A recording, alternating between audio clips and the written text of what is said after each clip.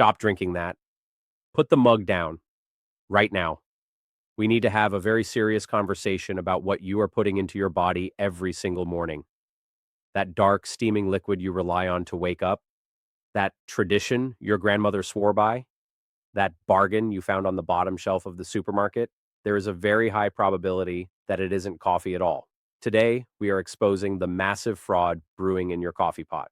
We are looking at the hard data released by Profico, Mexico's Federal Consumer Attorney's Office, and the results are absolutely nauseating. We aren't talking about bad roasting or cheap beans. We are talking about chemical adulteration. We are talking about chickpeas, corn, caramelized sugar, artificial flavorings, and potentially carcinogenic fungal toxins masquerading as your morning brew. You think you are drinking the energy of the earth? You might just be drinking a hot cup of industrial waste. Big Food has realized that coffee is expensive to grow, harvest, and roast. But do you know what's cheap? Corn starch, burnt sugar, chemical fillers, and they are betting that your palate is too numb to tell the difference. They are banking on your ignorance. Today, we are going to look at the specific brands that have been flagged. We are going to explain the chemistry of how they fake the roast. And I am going to teach you how to spot the counterfeit coffee before you take another sip of poison. Let's wake up, because the industry has been dreaming of your wallet while you sleepwalk through the aisles. The context: a national betrayal. In Mexico, coffee isn't just a beverage, it is fuel. It is social currency. It is the centerpiece of the breakfast table. From the high-altitude farms of Veracruz and Chiapas to the bustling offices of Mexico City, coffee is part of the national DNA. That is exactly why this scam is so offensive. It is a betrayal of heritage. The industry knows you trust the word coffee. They know you trust brands that have been around for 50 years. But recent studies by the National Laboratory of Consumer Protection have blown the lid off a secret that manufacturers have kept hidden in the fine print.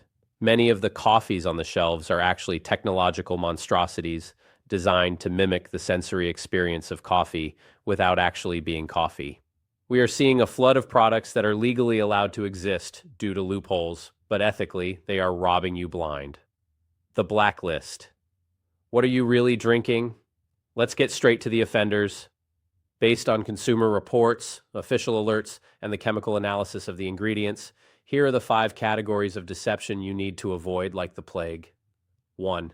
The Frankenstein blend, Golden Hills. If there is one brand that has become the poster child for, wait, what is this actually made of? It is Golden Hills. You see it in the big box stores. The price is incredibly tempting. The packaging looks standard. It promises instant gratification. But when you look at the lab results, the reality is grotesque. Profeco and independent analyses have flagged this type of soluble coffee for high levels of adulteration. What does that mean? It means that when they run this powder through a chromatograph, they find genetic markers that do not belong to the Coffea arabica or Coffea canephora plants. They find corn, they find chickpeas. Let that sink in. You are boiling water to make a cup of coffee, but you are essentially making a very dilute burnt soup of legumes and grains. Why do they do this? Because coffee beans are a commodity traded on the stock market. Their price fluctuates. Chickpeas and corn, they are dirt cheap dirt fillers. By roasting these fillers until they are charred, they mimic the bitterness of coffee. Then they mix it with a small percentage of actual coffee, sometimes as low as the law allows, and synthetic caffeine to give you the kick. Consumers report a slimy texture, a sediment at the bottom of the cup that looks like mud. That isn't coffee grounds, that is starch sludge. That is the thickener from the corn reacting with the hot water. You aren't drinking espresso, you're drinking industrial gravy. 2. The sugar-coated lie, Cafe Legal and Cafe International. These are the titans of the Mexican pantry. These brands have been in your grandmother's house for decades. You associate them with warmth, with family, with tradition. But nostalgia is a dangerous blinder. These brands utilize a process known as torrefacto or sugar roasting. They take the green coffee beans and roast them with sugar. The heat caramelizes the sugar, coating the bean in a black, shiny layer of carbonized glucose. Why is this a scam? 2 reasons. First, weight. Sugar is heavier and cheaper than coffee. When you buy a kilo of this coffee, you are paying coffee prices for 15% to 30% burnt sugar. You are buying expensive carbon. Second, health. This isn't just sweet coffee. This is burnt sugar. The chemical reaction creates a distinct, heavy, metallic bitterness that masks the poor quality of the beans used. They use the worst beans, the defects, the broken ones, the ones that taste like vinegar, and they cover up that bad flavor with the overwhelming taste of charcoal and caramel. But chemically, you are spiking your insulin. You think you are drinking black zero-calorie coffee, but you are injecting a microdose of glucose and carbon with every sip. For a country facing a diabetes crisis, selling hidden sugar in the one beverage that is supposed to be safe for diabetics is absolutely criminal. 3. The artisan trap and the silent killer, ochratoxin. This is the scariest part of the investigation. We all want to support local. We all want to buy artisan coffee from the nice lady at the Tianguis street market or the unmarked bag from a regional producer. It feels ethical. It feels authentic. But without sanitary regulation, this authentic coffee can be a biological hazard. The Federal Commission for the Protection Against Sanitary Risks, COFEPRIS, and various university studies have detected something terrifying in unregulated bulk and generic artisan coffees, ochratoxin A. This isn't an additive, this is a poison. Ochratoxin A is a mycotoxin produced by mold species like Aspergillus and Penicillium. When coffee cherries are dried improperly, laid out on dirt floors, left in humid piles, or stored in damp warehouses without ventilation, these fungi grow on the bean. You cannot see it, you cannot smell it. And here is the horror story. Roasting does not kill it. The fungus dies, but the toxin remains stable at high temperatures. When you drink coffee contaminated with ochratoxin A, you are ingesting a compound that is nephrotoxic, damages your kidneys, hepatotoxic, damages your liver, and is classified as a possible human carcinogen. Consumers who drink cheap, unregulated bulk coffee often complain of stabbing headaches or strange stomach pains shortly after finishing their cup. That isn't a caffeine rush. That is your body reacting to a toxin. That unmarked bag might look rustic, but it represents a total failure of the sanitary chain. 4. The bottom shelf. Deception. Coffee style. Beverages. Go to the supermarket. Look at the very bottom shelf. You will see large tubs or plastic bags with names that imply coffee but dance around the word. They use colors like brown, red, and gold. They show steaming mugs. But read the fine print. The legal denomination isn't coffee. It is mixed beverage, coffee substitute, or soluble preparation with coffee flavor. These are masterpieces of chemical engineering. Their primary ingredient is usually maltodextrin. What is maltodextrin? It's a highly processed white powder made from corn, rice, or potato starch. It creates a mouthfeel of body and thickness. It dissolves instantly. It has a high glycemic index, higher than table sugar. It shoots your blood sugar into the stratosphere. To make this white powder look like coffee, they blast it with caramel color class 4. This artificial coloring contains 4-methylimidazole, 4-MEI, a byproduct that has been the subject of massive health debates and is listed as a carcinogen in states like California. So you are buying a tub of starch dyed brown with a controversial chemical, flavored with artificial aromatics, and sprinkled with just enough caffeine powder to make your hands shake. It is a chemistry set, not a crop, and they sell it to the people who can least afford to lose their health.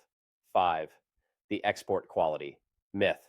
Finally, we have the brands that claim to be 100% pure but taste like wet cardboard. How do they do it? They exploit the species difference. They use 100% Robusta beans of the lowest grade. Robusta is a hardy plant. It grows low, it resists pests, and it produces a ton of caffeine, but it tastes like burnt rubber and earth. It lacks the acidity, the fruitiness, and the complexity of Arabica coffee. Big commercial brands import tons of old, flat Robusta beans from Vietnam or Brazil, beans that have been sitting in silos for years, and roast them until they are charcoal to hide the flavor of age. They can legally call it 100% coffee, but it is the coffee equivalent of eating a steak that has been in the freezer for 5 years. It is technically meat, but it is spiritually dead. The science of the scam. How do they get away with this? Why does it taste somewhat like coffee?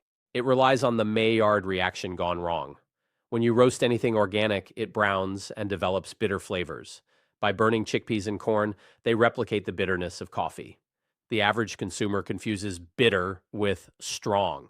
We have been trained to think that if coffee makes your face twist, it's good, strong coffee. Real coffee shouldn't just be bitter, it should be acidic, sweet, complex, and floral.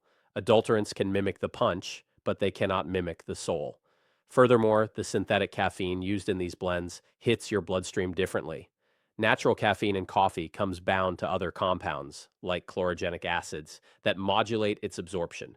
Synthetic caffeine is a raw chemical spike. That's why cheap instant coffee gives you the jitters and anxiety, while a good espresso gives you focus. The home test. Are you drinking sludge? You are probably looking at your pantry with suspicion right now. Good, you should be. Here's how you can test your coffee at home in 30 seconds. Test 1, the sprinkle test for instant coffee. Take a glass of cold water, sprinkle a pinch of your instant coffee on top. Do not stir. Real coffee. The particles should float for a while and dissolve slowly, releasing a tan brown trail. The fake. If particles sink immediately, turn the water dark instantly, or leave white spots floating. That is starch. That is filler. If you see white specks, that is maltodextrin that didn't get dyed properly. Test 2, the lemon test for ground coffee. Brew a cup. Squeeze a few drops of lemon juice into it. Real coffee. The lemon will brighten the flavor. You might notice citrus notes. The acidity will blend. The fake. If the coffee contains high amounts of corn or chickpeas, the acid will react with the starch. The taste will become revolting, rancid, or oddly savory. If it fizzes, you are drinking baking soda or chemical fillers. Test 3, the iodine test, the science class method. This detects starch. Make a strong solution of your coffee, drop a little bit of iodine, the stuff for cuts, into it. Real coffee stays brown amber, the fake. If it turns distinctively purple or blue-black, that is a positive reaction for starch. Coffee beans do not contain starch. Corn does. You just caught them red-handed. The solution: how to buy real coffee. This isn't about being a snob. This is about self-defense. Here is your checklist for the grocery store. Read the surname. If the front says style, type, mix, or blend, put it back. You want the bag that says 100% coffee and nothing else. Look for the NAM. In Mexico, look for NAM 149. This is the official Mexican standard that regulates pure coffee. If it doesn't have this seal, it isn't playing by the rules of purity. Check the ingredients. It should be a list of 1, coffee beans. If you see sugar, caramel, maltodextrin, or artificial flavors, you are buying candy, not coffee.